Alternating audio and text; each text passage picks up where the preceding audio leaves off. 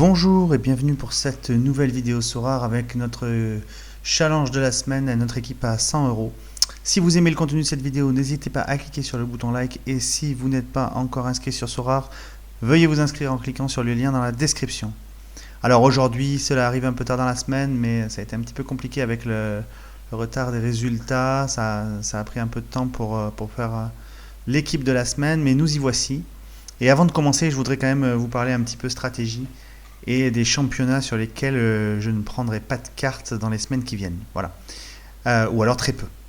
Déjà, il y a le championnat Russie, je vous avais déjà dit, parce que à cause des événements qui se passent, mais il y a aussi, il faut faire attention au championnat de Belgique, parce que comme vous pouvez voir dans le championnat de Belgique, donc ça c'est le classement, vous avez 18 équipes, et sur les 18 équipes, il y en a 9 qui vont jouer des barrages, des playoffs, et donc 9 qui ne vont rien jouer. Donc attention, pour les joueurs belges, il reste 3 matchs, comme vous pouvez le voir, il reste 3 journées, sauf pour les équipes qui participeront aux playoffs pour le titre, aux playoffs pour la Coupe d'Europe et au barrage de relégation. Donc il y a des chances que Serein soit dans ce barrage parce qu'ils ont quand même pas mal de retard sur Eupen.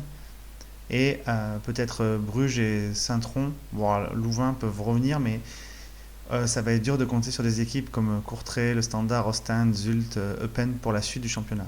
Donc, s'il reste que 3 matchs à ces joueurs, je ne vais pas les prendre parce que ça va être impossible de les revendre avant la fin de la saison. Donc je vais me concentrer sur les autres championnats du challenge européen et notamment, vous allez voir en Eredivisie où j'ai pris pas mal de joueurs. Et on va commencer avec le gardien dont je vous ai parlé, c'est Peter Bosz. Peter Bosz qui est coté à 54,6. Il joue pour Cambourg et ils vont jouer chez les Go Ahead Eagles. Alors les Go Ahead Eagles, comme vous pouvez le voir sur ce classement, c'est un petit peu difficile en ce moment. Ils ont perdu 1-0, un partout, 2-1. Ils ont quand même gagné contre l'Ajax. C'est assez irrégulier comme résultat. Alors il y a eu un changement de gardien, comme je vous l'ai dit, avec Sonny Stevens qui s'est blessé. Comme vous voyez. Alors ça, c'est une traduction Google, donc faites pas attention à la formulation en français, mais voilà, le gardien Sonny est blessé de 4 à 6 semaines, c'était le 8 mars. Donc Peter Bosz, il va nous être utile pour 4-5 semaines. Alors, il n'y a pas beaucoup de choix en ce moment en gardien de but à ce prix-là. Donc, c'est pas vraiment de choix si on veut faire une équipe à 100 €. Il faut savoir aussi que Sonny Stevens et l'autre gardien de Cambuur arrivent en fin de contrat, il me semble, et qu'il y a des chances que Peter Bosz soit le gardien titulaire l'année prochaine. Voilà.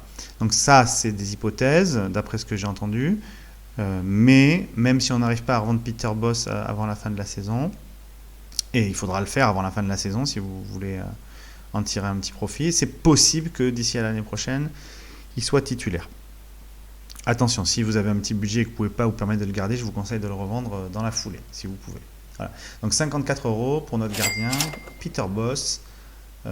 Voilà, avec un match à leur portée contre les Go Ahead Eagles. Ensuite, en défense, j'ai choisi un autre joueur d'Eredivisie, c'est Mats Noxter qui joue à Heracles, qui coûte 16-17 €. Moi, je l'ai eu à 17,50 €. Voilà, alors Heracles va jouer contre Heerenveen, qui est une équipe qui est quand même à la peine en ce moment. Comme vous pouvez le voir ici, Heerenveen, ils n'ont pas gagné un match sur les 5 derniers matchs, ils prennent pas mal de buts, et Heracles est devant, et ça devrait le faire pour eux. Alors évidemment, rien n'est certain dans le championnat, mais vous voyez qu'à part quand ils jouent contre des grosses équipes, ils prennent pas beaucoup de buts, quoi. Utrecht, ils n'ont pas pris de but, Zwolle, ils n'ont pas pris de but, Vitesse, ils n'ont pas pris de but. Donc c'est possible que contre Heerenveen, qui comme vous le voyez est vraiment une des attaques les plus faibles du championnat, c'est possible que Noster fasse un match correct sur Sorare. Il a des moyennes super, il est à 17 €. Donc ça c'est un bon investissement, je pense, même pour la suite. Donc vous voyez là, les Hollandais, il leur reste au moins 6 matchs jusqu'à la fin de la saison. Ensuite, au milieu de terrain, je voulais vous parler d'une autre ligue dont on ne parle pas assez souvent, c'est la Ligue suisse, et j'ai choisi Kevin Rugg qui joue à Lugano. Alors cette semaine, il y a deux équipes suisses qui ont quand même un très bon match, c'est Lugano et c'est aussi Saint-Gall. Alors Saint-Gall, il n'y a pas beaucoup de joueurs, Lugano non plus. Vous voyez que Lugano joue à la maison contre Lausanne. Donc Lausanne, c'est les bons derniers, ils prennent beaucoup de buts, ils perdent les matchs, donc je pense que ça peut être une bonne occasion pour Lugano qui est 4e. de remonter encore. Il vient de gagner 3-0 à Sion.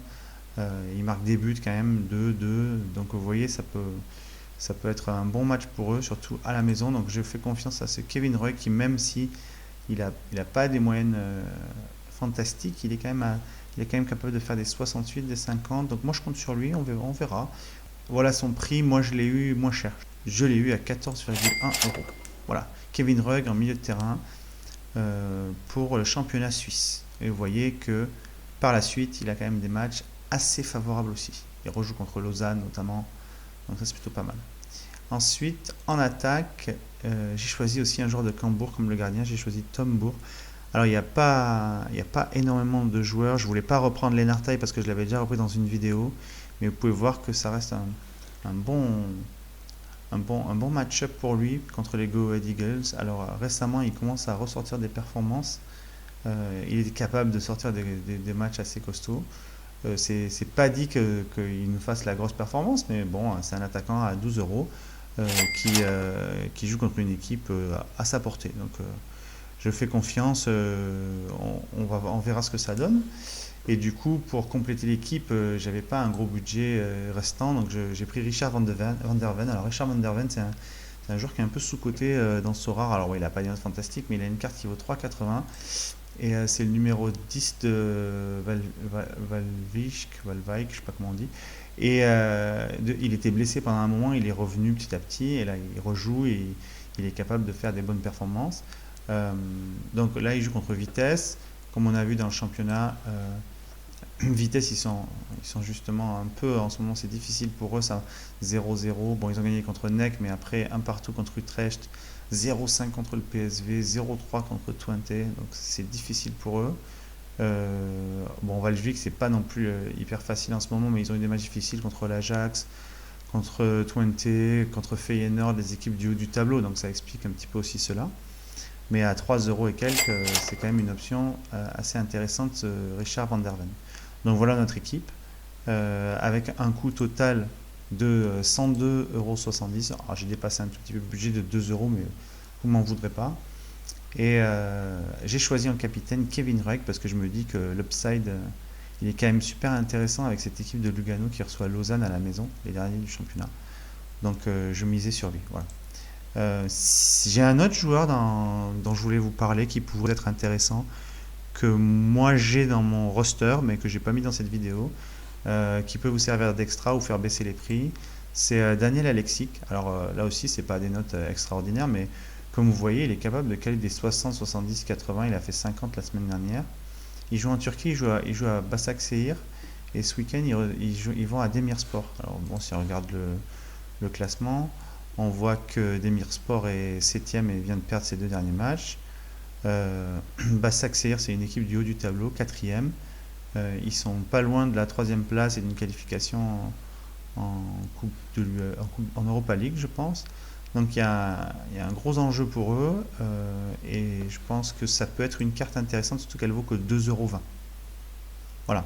Donc ça c'était un petit joueur bonus si vous voulez dépenser encore moins d'argent, peut-être que ça peut être intéressant pour vous.